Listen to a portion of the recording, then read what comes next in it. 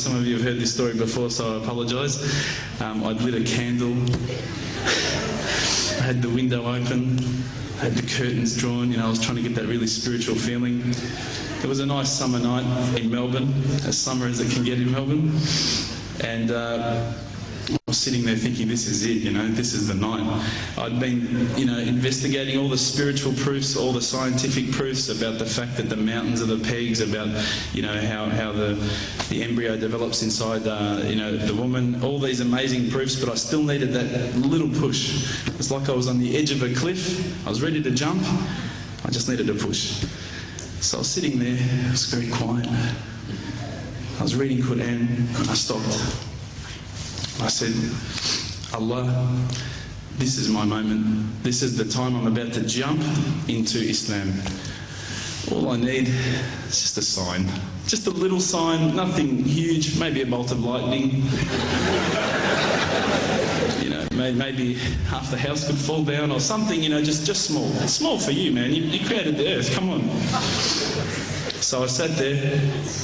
I was waiting for the candle to start lighting up to 4 metres high like in the movies. And I go, okay, go. And subhanAllah, nothing. Absolutely nothing happened. I was really disappointed, to be honest. So I sat there and I said, Allah, this is your chance. I'm here. I'm not going nowhere. I'll give you another chance. Okay, maybe you're busy. I know it's daytime over the other side of the world. There's a whole lot of stuff going on. Maybe this time it could just be like a car backfiring. Something small. All right, half the house, the candle. Let's forget that. A bird could fart outside. I don't care. Just anything. So I said, okay, go.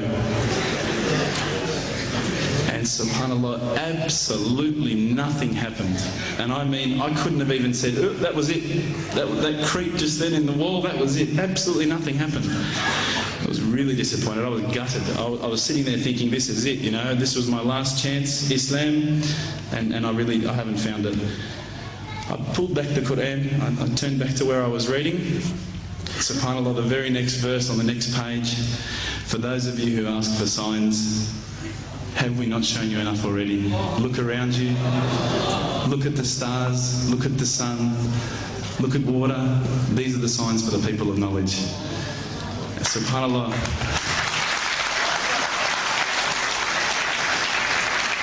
I threw the doona over my head and I pretended I was asleep. I was that scared because I couldn't believe how arrogant I'd been to want my own specific sign when all the signs had been there for me all along. The fact that we have this world, the fact that there is this creation, these are the signs for all of us. The next day I decided this is it, I'm becoming a Muslim. I'd been investigating Islam now for probably about 6 months, to be honest. I went in and I said to myself, this is it, I'm going to make Shahada. I had no idea what I had to say, I had no idea what the words were. It was probably close to Isha prayer, so it would have been, 7, 8 o'clock at night. I went in and I couldn't believe it. There was about 1,000 people at the mosque. I thought, subhanAllah, look at this religion. Look at how strong they are. It was the first night of Ramadan.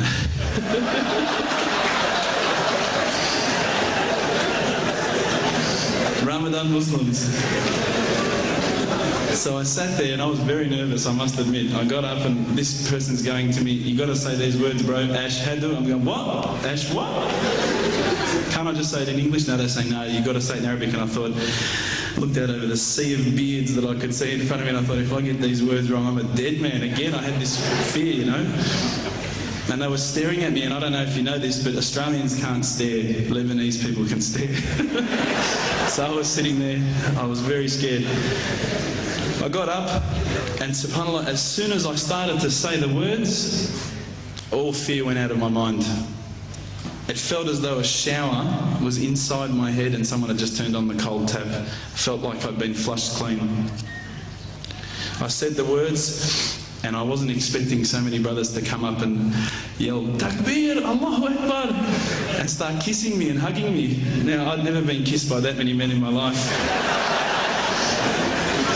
But it was a beautiful day, I must admit. And that day was the day that I had more brothers than I could ever imagine, more sisters as well.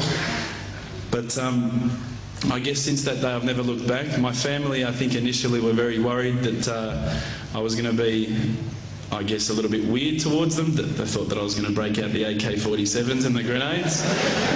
But they realised, I think, soon that this religion was actually making me a better person. Prior to Islam, you're not going to believe it, I had a mohawk. I did. I had, I'm not going to show you any photos. I had army greens, I had the Metallica t-shirt, I had the cherry docs. I was shocking, right? I thought I looked great, but I looked terrible. And alhamdulillah, ever since then I look as good as I do now. No, don't laugh, please. But my parents were the first people to actually say to me once, which really amazed me. They said, my father actually asked me for the Quran recently, which I was really happy about. I always thought he'd be one of the hardest people to work on. But he said to me, ever since you've been a Muslim, you've been a better person. You're more reliable. I can count on you to come and pick me up if my car breaks down. Whereas before I'd gone, Dad, I was drinking last night. I don't know if it's still out of my system.